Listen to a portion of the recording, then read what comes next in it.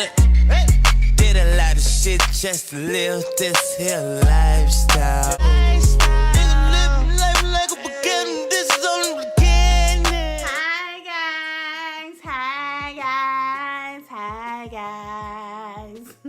My name is Lacostawhitehead and welcome back to my channel.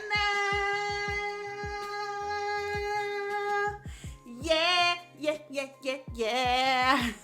So in today's video, you guys, in today's video,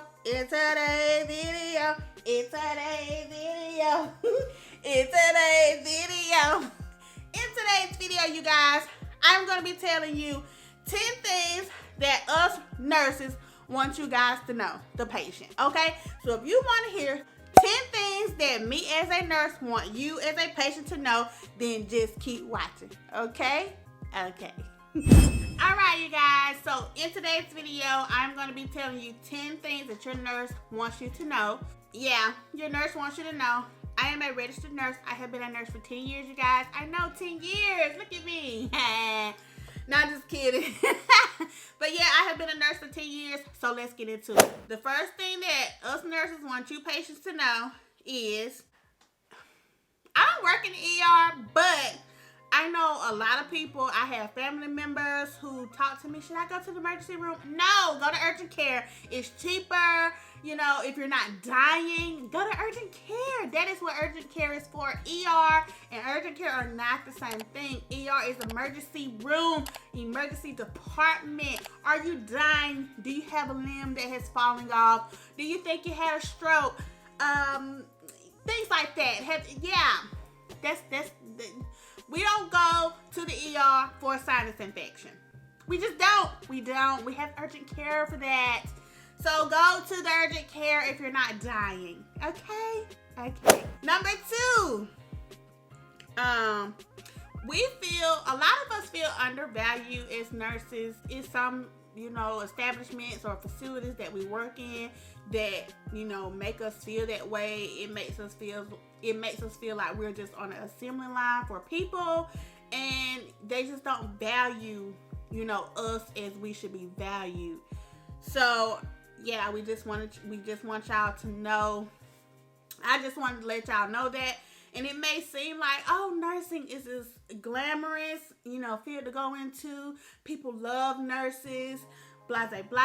But when you're working, it does not feel like that all the time. Especially when, you're working on the units and they're giving you 8-9 patients and stuff, and you shouldn't have that many patients.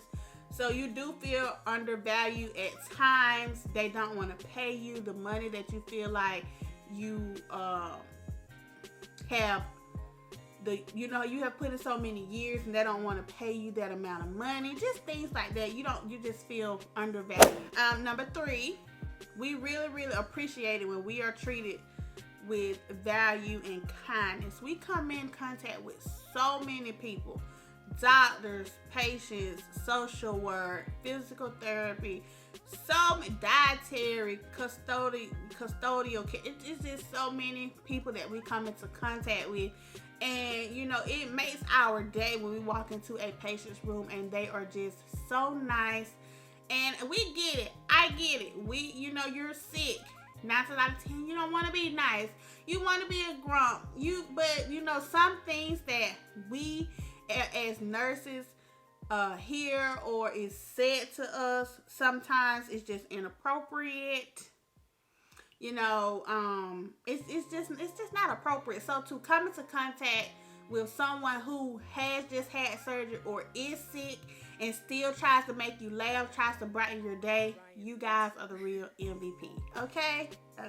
Number 4, only use your call light when you need to use it.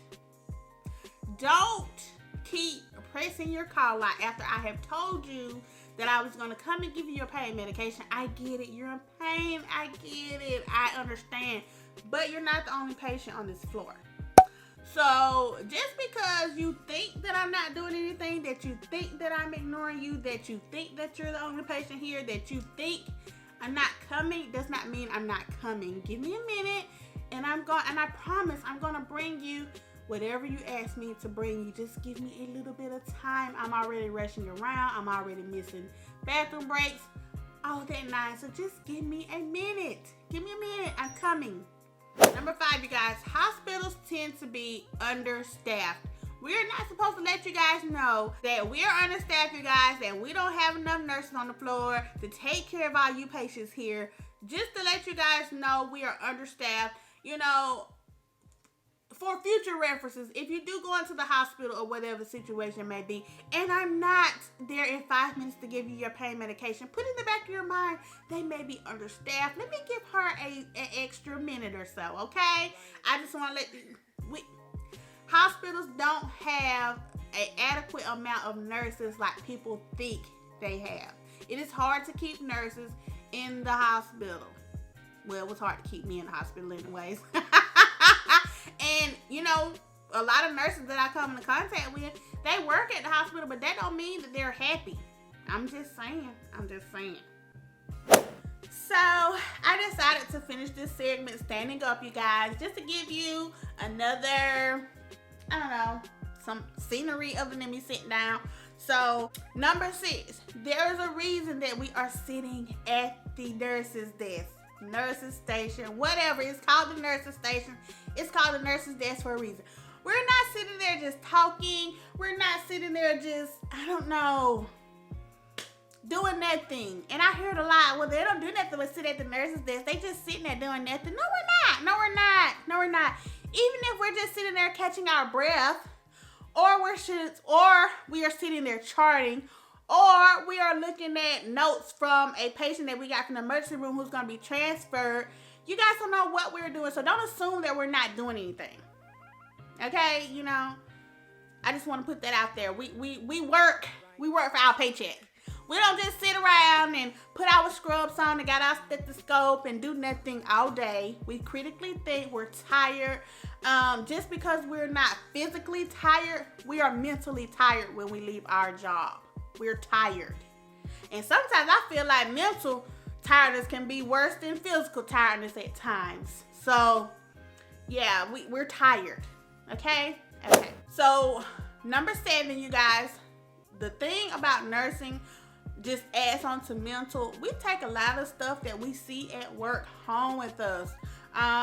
The kid who is being abused at home, the elderly who is being abused, an elderly patient who we know can't afford their medication, but the doctor is prescribing these medications, and we know they're on a fixed income. We know they can't afford it. Just stuff like that. And you know, it's hard for us. The patient is in here every other week because they can't afford their medications. They can't be compliant because they can't afford it. So we take a lot of this stuff home with us. Should we do that? No, but we are all human. When something isn't right with another human, unless you have some kind of psychological issue, you can carry that with you. So a lot of stuff that we see at work or feel at work, we do take home with us. Number 8, you guys, be realistic about your pain. Don't set an alarm clock for every 2 hours because the doctor said you can get your pain medication every 2 hours, okay? Tell me you need your pain medication when you are in pain, okay? Don't, you know, we're trying to get you guys home. A lot of pain medications in the hospital or the IV route, we cannot send you home on that type of pain medication. You need to be on by mouth pain medication. So, you know, just be honest. Don't call me and say, I'm at a 10, and when I walk in there, you on your phone like this, hey girl, yeah, I'm in the, how long my nurse here, she finna get my pain medication. Don't, you know, that does not show me that you're really in pain. Not saying that you can't be in pain and smiling and laughing, but a 10 is the worst pain you can ever have. And, you know, just be mindful about that. Just be a better actor, okay?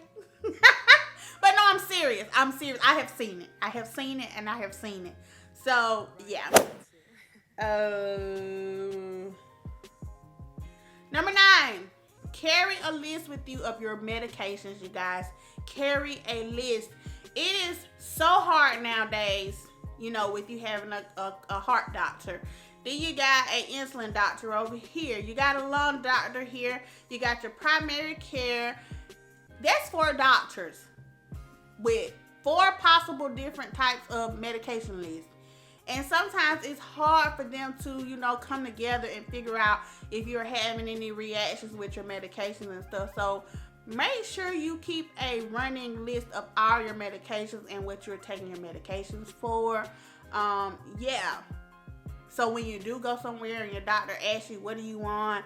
Or, you know, stuff like I said, it's very important to make sure that your medications are not interacting with each other. And then lastly, what the nurse wants you to know is ask questions, especially of your doctor. Don't be scared to ask questions of your doctor.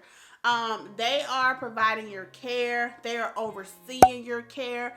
Make sure you understand what he is saying to you. Make sure you understand the medication that you are taking or being prescribed. At home, make sure, I understand that people have those medication caddies that help you, you know, remember when to take your medication, but make sure you know what you're taking. Don't just take something because the doctor told you that you need to take it. No. Ask your doctor, why am I taking this? What is this for? What are the side effects? Stuff of that nature. It's like African Americans with lisinopril or anything with the pril on the end. It tends to give us angioedema, which is facial edema. So, and sometimes it doesn't happen until, you know, you've been on the medication for 3, 4, 5, 6, 7 years, but it still is a side effect. We need to get better with our health. We need to get better with knowing what we need to do in order to make our health better. It's not all about, well, I can go to the doctor and he can give me medication. We need to make a stride to better ourselves and learn more about us and our diseases. So yeah, this was just, you know, something fun that I wanted to do. Everything in here is how I'm feeling. Again, I love being a nurse. It fulfills me. It has made me into the person that I am today, because 10 years ago, I was not this girl. I was not this girl. You can see me out and I would not speak. Now, I'll just be, hey, how you doing?